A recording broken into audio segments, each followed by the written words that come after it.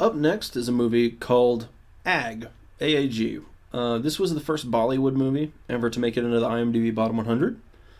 And a lot of the hate for this one is because it's a remake of a 1975 film called Sholay, which apparently is really well liked. Admittedly, I have not seen this movie, but apparently it is really treasured in the Bollywood world. And I guess this is kind of like Nerd Rage, more or less. When you remake something that's cherished, you better expect a lot of criticism.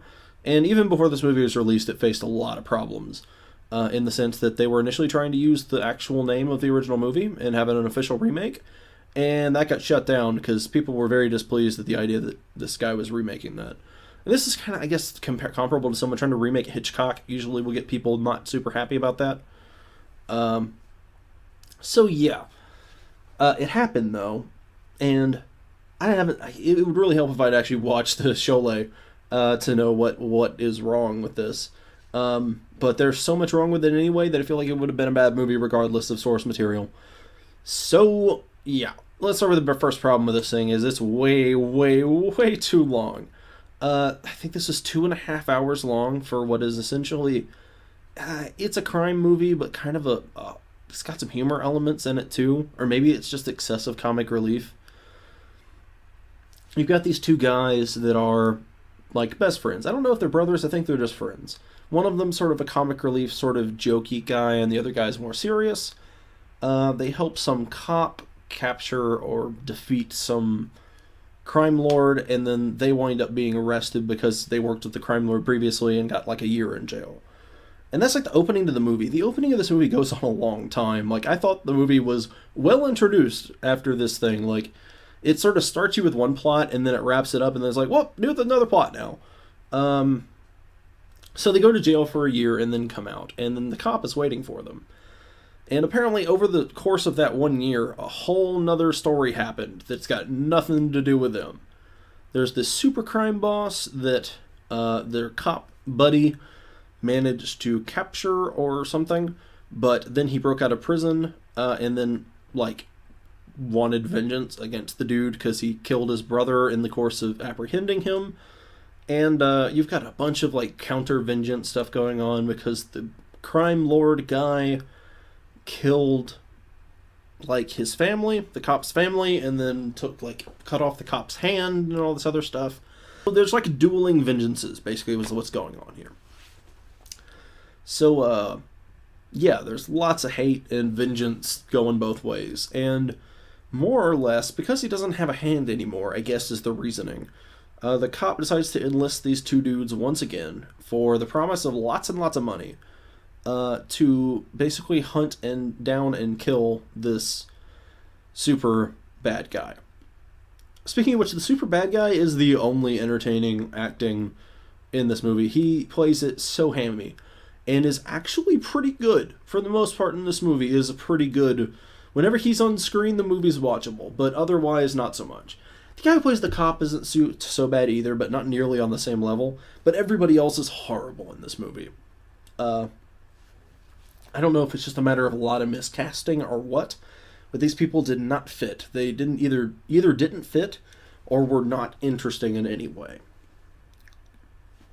So, let's keep going. I mentioned it's really long, and it feels like there's all these, like, false endings in this movie.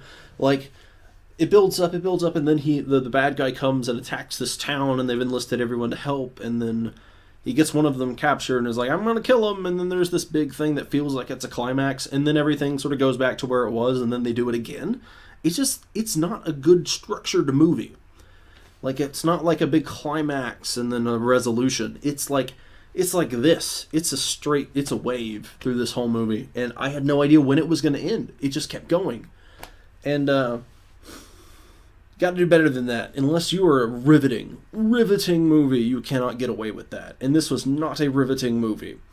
Yeah, it just got... by the time we hit the last arc in this movie, I just did not care anymore. I could not care about this movie anymore. This also has a pretty serious anticlimax, and they kill off a central character unexpectedly, I guess. But then again, he was the most boring character in the movie and had no real, like, there was very little time devoted to him developing, so I didn't care so much, but it served mainly to motivate the other character into being more serious, I guess. There was also some love interest stuff that was really forced either for comic relief or to build dramatic stuff that just didn't need to be there. It just felt like filler. Like, let's get back to the plot, please. Yeah, there's not much to the plot either. The plot, because it's lifted off a much better movie, apparently, is actually pretty cool. Like, I could buy into this plot if it were done by somebody who actually knows what they're doing. Although this guy, the director, like, whatever's Ram Gopal, I'm forgetting his name. In any case, he put his name on the movie, so, and apparently he used to do good movies and now doesn't, so I guess he's kind of like Shyamalan? I don't know, I wonder if that comparison's accurate. I don't know my Bollywood movies super well, but apparently this guy did 1 or 2 good movies at one point, and has since done a lot of not good movies. So maybe this is like his The Happening or something. So, yeah. Trying to think of other things about Ag. 1 or 2 good performances, lots of really bad performances, and in true Bollywood style, whole lot of unnecessary music and dance. Which, I might be a little biased because I just don't like that in movies with unnecessary music and dance in general. And it just feels super out of place in this, like, crime movie, a super serious crime movie. Yeah, I get it, it's a Bollywood movie. But it's got to be done better than this to sell me on it. In a movie that's supposed to be more or less serious. Also, like, the romantic comedy angle of this movie that's done in a bunch of the music things, and it's too much time spent on that. Yeah, it's actually a pretty violent movie. There's some serious violence going on, but then it does this really dumb comic relief stuff that's just not even okay.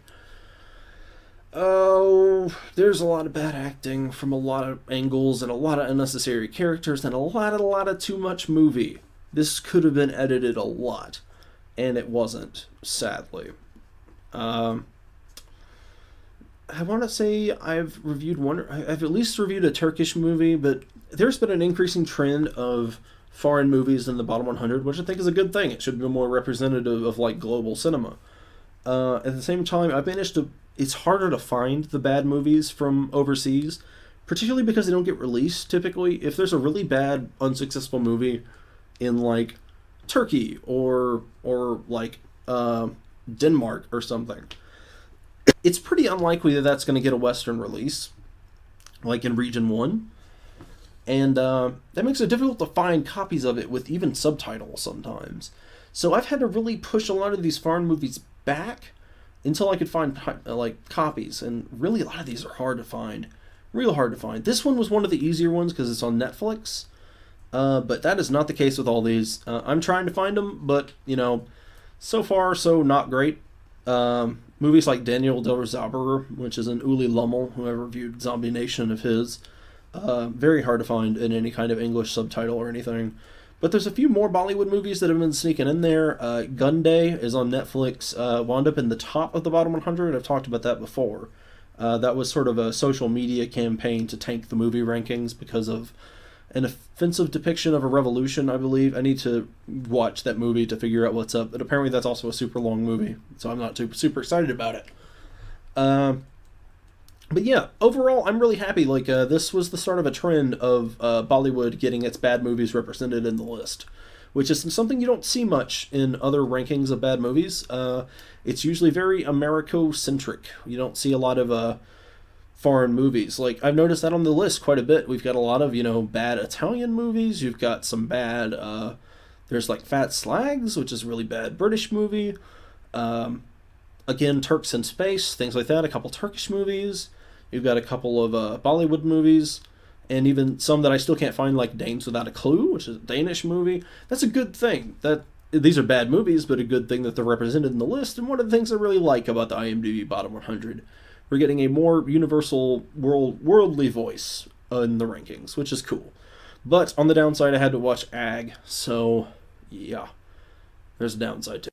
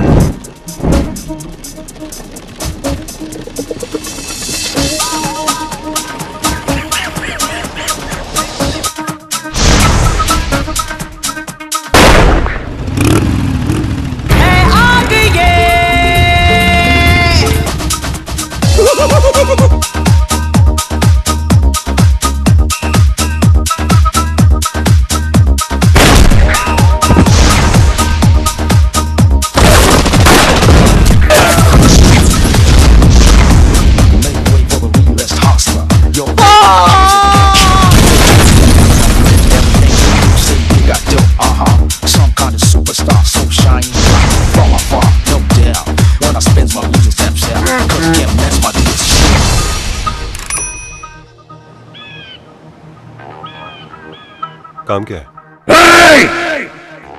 लोहा गर्म है। महबूबा, महबूबा, एक उधर और एक इधर। दोनों की फितरत है जान लेना। कौन सी सारी बहुत ज्यादा मजा देती है, बस ये देखना है।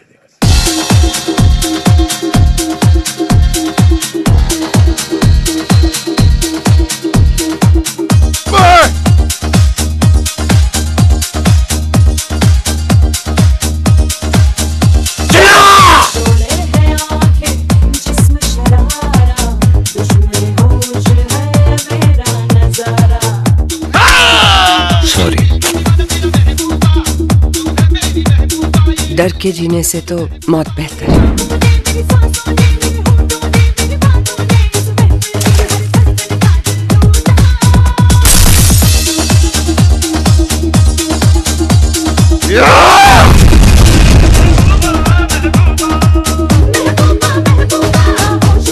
ये लड़ाई अपन से किचन मौत के आतंक की है, जो कि हमारी आजादी के खिलाफ लड़ रहा है। तू है मेरी महबूबा, ये दिल के निवाला तेरा महबूबा।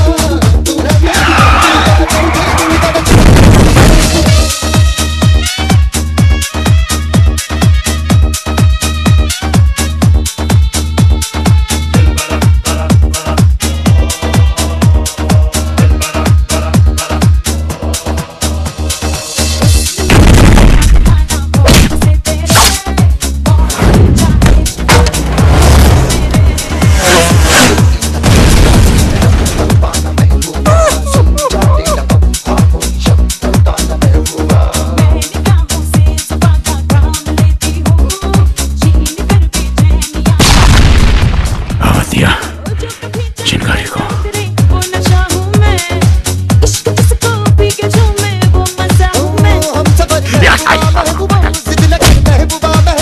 एक नजर महबूबा, महबूबा महबूबा, महबूबा।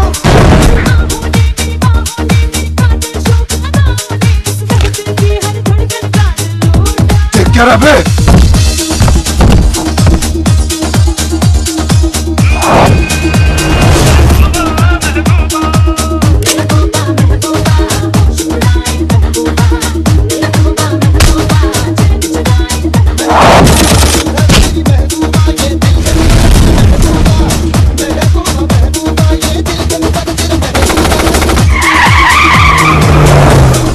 खेल बोलो।